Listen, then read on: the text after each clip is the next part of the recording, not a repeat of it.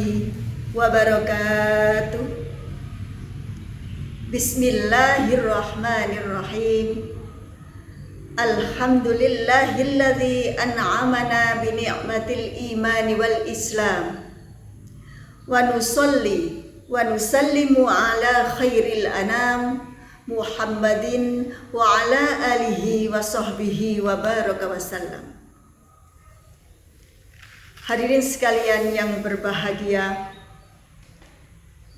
di penghujung Ramadan ini, marilah kita bersama selalu mengucapkan puja dan puji syukur kehadirat Ilahi Rabbi. Karena sampai detik ini kita masih diberi kesehatan sehingga dapat melaksanakan ibadah puasa di 10 hari yang terakhir di bulan Ramadan.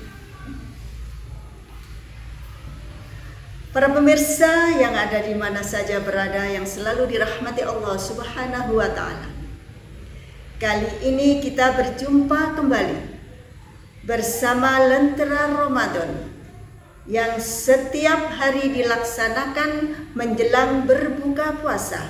Insya Allah seluruh pemirsa selalu menanti program sekolah kami.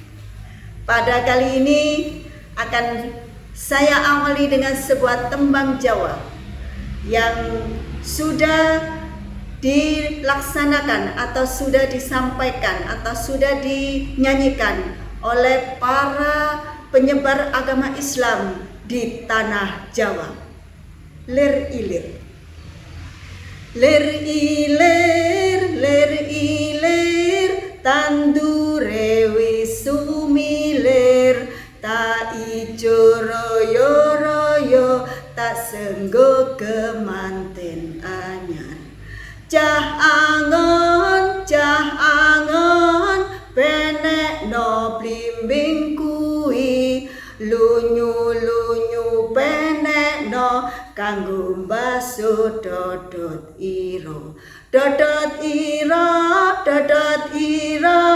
kumitir beda ing pinggir, tondo mono jlumatono kanggo seba mengko sore. Mumpung padang rembulane, mumpung jembar kalangane, ya surah hore. Hadirin sekalian yang berbahagia, para penyebar agama Islam di tanah Jawa yang terkenal dengan sebutan Wali Songo sudah berhasil menyebarluaskan agama Islam di Pulau Jawa. Ada Sunan Kalijogo, ada Sunan Gunung Jati, ada Sunan Ampel, dan lain sebagainya.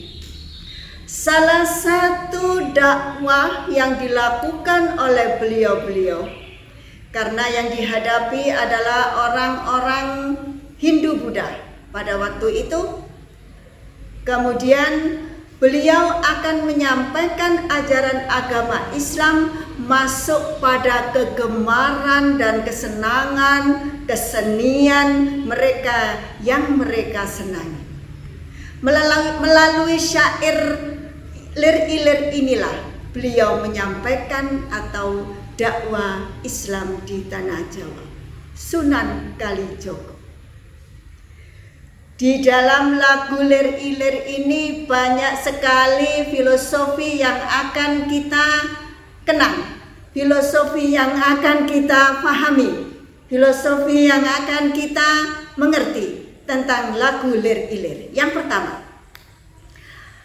lagu lir-ilir, lir-ilir, tandure wis sumilir, tak ijo royo-royo, menunjukkan atau filosofinya adalah untuk motivasi, membangkitkan semangat orang-orang Islam untuk menyebarkan agama Islam, untuk melaksanakan agama Islam, karena pada waktu itu di saat keruntuhan kerajaan Hindu Buddha muncullah agama Islam.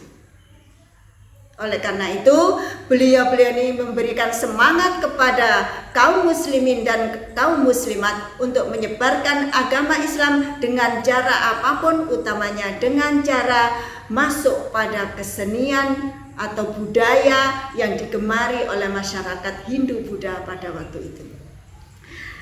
Karena kewajiban sebagai orang Islam, kalau kita sudah mempunyai ilmu yang baik, maka kewajiban kita adalah menyampaikan kepada yang lain. Balighu anni walau ayat, sampaikan ilmu itu walaupun satu ayat, walaupun satu poin, walaupun satu hal yang perlu disampaikan. Yang kedua, ta ijoroyo ta senggo kemanten anyar. Hadirin sekalian yang dirahmati Allah Subhanahu wa Ta'ala, sudah nampak penyebaran agama Islam di Pulau Jawa. Agama Islam sudah menyebar kemana-mana, tak ijo royo-royo, sudah segar, sudah mereka banyak yang memeluk dan mengikuti agama Islam. Yang ketiga, cah angon penek no blimbing kui, lunyu penek no kanggo baso dodot iro. Cah angon, orang yang mengembala atau istilahnya dari Jawa, momong binatang, ternak apapun. Dia itu adalah seorang pemimpin, pemimpinnya dari binatang-binatang yang diangon, istilah Jawanya. Nah, ini menggambarkan cah angon itu adalah seorang pemimpin yang harus menjadi teladan bagi pengikutnya. Maka di saat ini, di era global ini, maka harus ada satu teladan, harus ada satu contoh yang harus kita teladani. Kita teladani ilmunya, kita teladani akhlaknya, dan lain sebagainya.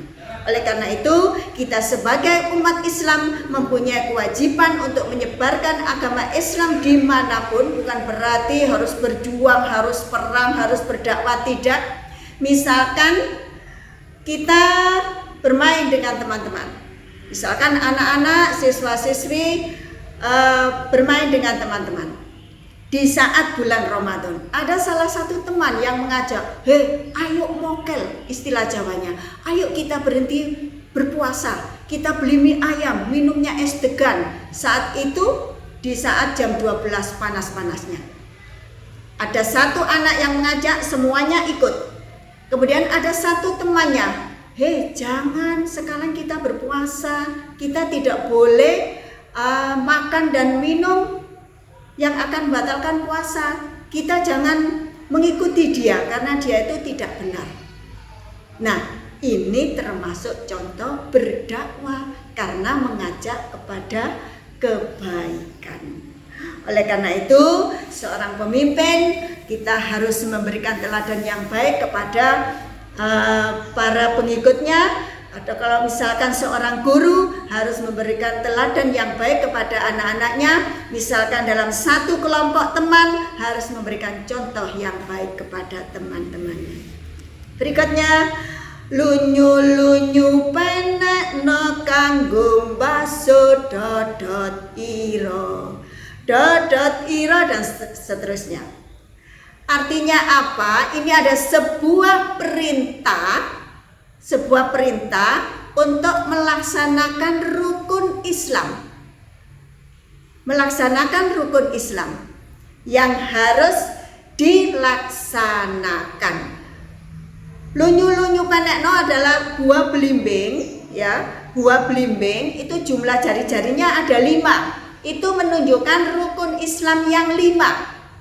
Rukun Islam yang 5, sebagai umat Islam ini wajib mengerjakan rukun Islam yang 5. 1. Membaca syahadat alla ilaha illallah wa anna muhammadar rasulullah, wa iqamis shalah, wa itaiz zakat, wa shaumi fi syahri ramadan, wa hijjil baiti man istata'a ilaihi sabila. Lima-limanya ini harus dilaksanakan, kecuali yang kelima harus menunggu kalau sudah mampu. Makanya kewajiban kita adalah untuk melaksanakan 5 rukun Islam. Berikutnya, cuplikan lagu berikutnya. Dadat ira gumitir beda ing pinggir tanda mana celumatana, dan seterusnya. Ketika ajaran Islam sudah menyebar di wilayah Jawa, di tanah Jawa, ini ada suatu saat ada kemerosotan moral. Nah, saat inilah kita merasakan turunnya moral, turunnya akhlak, utamanya kepada anak-anak muda. Mereka kalau zaman saya dulu waktu sekolah, ketika ada guru berjalan, ada anak-anak duduk di pinggir di teras-teras itu duduk. Ketika ada guru berjalan, semuanya berdiri, kemudian tunduk dan atau salaman kepada gurunya. Beda, sangat beda dengan sekarang. Cara ngomongnya anak-anak zaman dulu dengan anak-anak zaman sekarang sangat berbeda sekali. Pergaulan anak-anak zaman dulu dengan pergaulan anak-anak zaman now itu sangat berbeda sekali. Inilah yang sudah merupakan fakta yang disampaikan oleh para wali songo suatu saat. Walaupun Islam sudah berkembang, tapi suatu saat ada kemerosotan moral. Oleh karena itu, kita sebagai umat Islam ini wajib meluruskan akhlak-akhlak anak-anak muda yang kurang baik, yang kurang sesuai dengan ajaran Islam, maka kita harus meluruskan. Itu adalah pesan dari Wali Songo. Itu yang berikutnya adalah sebagai lirik lagu yang terakhir adalah mumpung padang rembulane, mumpung jembar kalangane.